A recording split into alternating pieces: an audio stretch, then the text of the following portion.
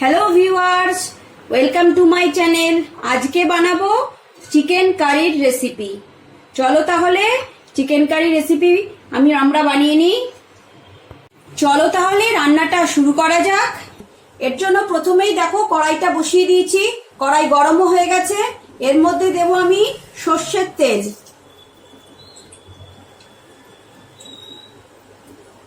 তেলটা একটু গরম হয়ে যাক।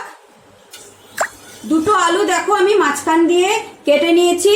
এবার এটাকে আমি তেলে দিয়ে দেবো। তেল দেখো গরম হয়ে গেছে। এই তেলের মধ্যে আমি আলুগুলো দিয়ে দেবো।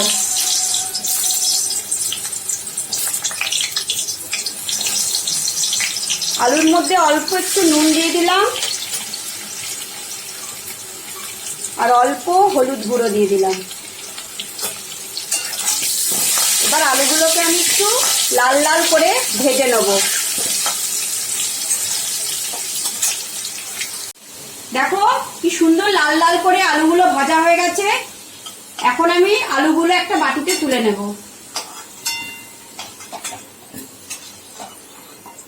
দেখো আমি 600 গ্রাম চিকেন নিয়ে নিয়েছি। এবার যে তেলে আলু ভেজেছিলাম সেই তেলেই এই চিকেনটা দিয়ে একটুখানি ফ্রাই করে নেব।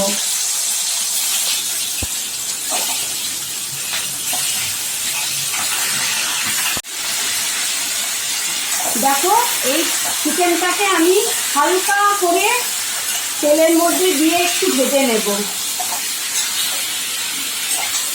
চিকেনের যে একটা স্মেল থাকে, এইভাবে ভাজলে স্মেলটা চলে যায় আর একটুখানি সুন্দর গন্ধ বেরোয়, খুব ভালো লাগে।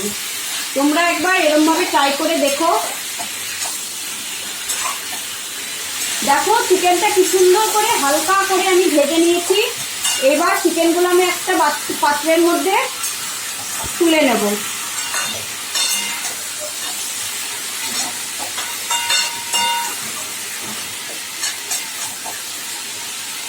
এই তেলে আমি চিকেনটা ফ্রাই করলাম। ওই তেলেই আমি এবার গরম মশলা, শুকনো লঙ্কা, তেজপাতা ফোড়ন দিয়ে দিলাম। ফোড়নটা একটুখানি ভাজা ভাজা হলে যখন একটা সুন্দর গন্ধ বেরোবে ফোড়নের,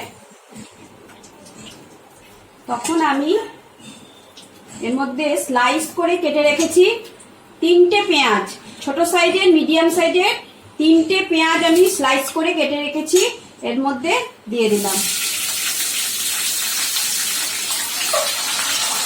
এবার এই পেঁয়াজ কটা আমি হালকা করে ভেজে নেব। যতক্ষণ না একটুখানি কালার আসে পেঁয়াজের, ততক্ষণ আমি তেলের মধ্যে পেঁয়াজটা ফ্রাই করে নেব। পেঁয়াজটা আস্তে আস্তে ফ্রাই হোক, ততক্ষণ আমি চিকেনটা ম্যারিনেট করে নিই। চিকেনটা ম্যারিনেটের জন্য আমি চিকেনের মধ্যে টক দই দিলাম, দেব অল্প একটু নুন আর অল্প হলুদ গুঁড়ো, অল্প লঙ্কার গুঁড়ো, সব দিয়ে আমি চিকেনটা ভালো করে ম্যারিনেট করে রাখবো।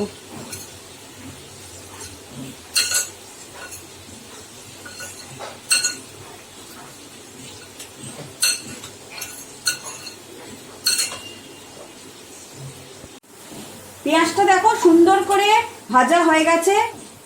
এই পেঁয়াজের মধ্যে এখন আমি দেব 2 চামচ আদা রসুনের পেস্ট আর দেব একটা টমেটো ছোট ছোট করে কেটে রেখেছি, এর মধ্যে দিয়ে দিলাম।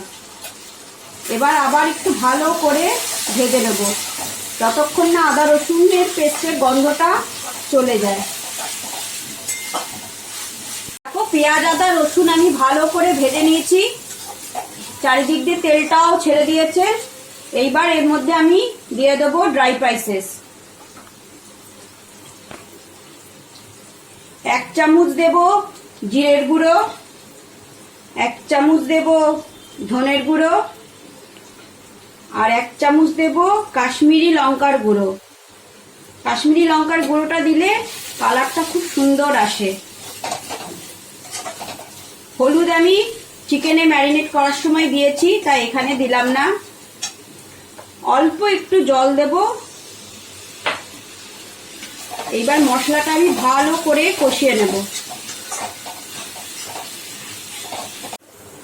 মশলাটা দেখো সুন্দর করে আমি কষিয়ে নিয়েছি। এবার এই কষানো মশলার মধ্যে আমি আগে থেকে ম্যারিনেট করা চিকেনটা আস্তে আস্তে দিয়ে দেবো।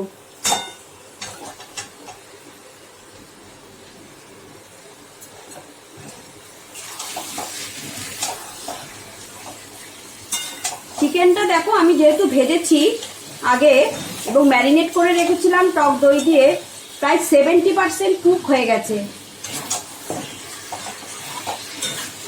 এবার মশলার সাথে চিকেনটাকে ভালো করে আমি 5 মিনিট মতো কষিয়ে নেব।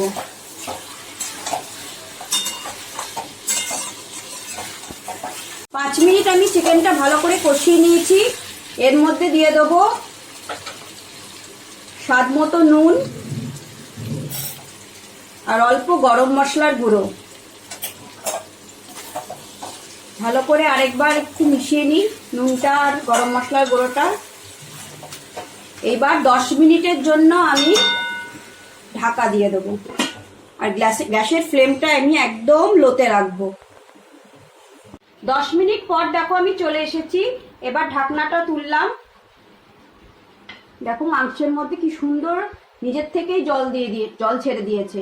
এবার আমি আগের থেকে ভেজে রাখা আলুগুলো দিয়ে দিলাম, দিয়ে আবারও 10 মিনিটের জন্য আমি ঢাকা দিয়ে দিলাম।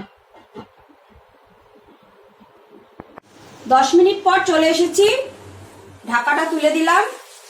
দেখো কি সুন্দর করে চারিদিক দিয়ে তেল ছেড়ে দিয়েছে চিকেনে। ভালো করে চিকেনটা কষে গেছে। এইবার পরিমাণ মতো জল দিয়ে দেবো।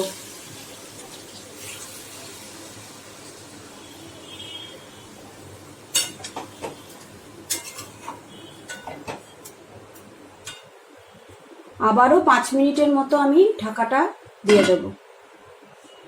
5 মিনিট পর দেখো চলে এসেছি, ঢাকনাটা সরিয়ে দিলাম।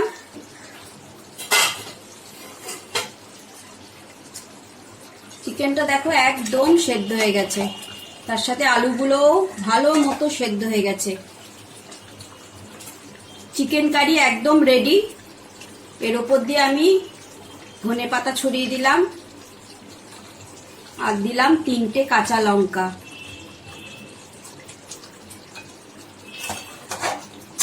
এবার চলো একটা বাটির মধ্যে চিকেন কারি ঢেলে নেওয়া যাক। দেখো একটা বাটির মধ্যে আমি চিকেনটা ঢেলে নিয়েছি। গরম ভাতের সাথে এই চিকেন কারি একদম জমে যাবে। তোমরা বাড়িতে ট্রাই করো আর আমাকে কমেন্ট বক্সে জানিও রান্নাটা কেমন হয়েছে। আর রান্নাটা যদি ভালো লেগে থাকে আমার চ্যানেলটা সাবস্ক্রাইব করে দিও আর অবশ্যই একটা লাইক করে দিও।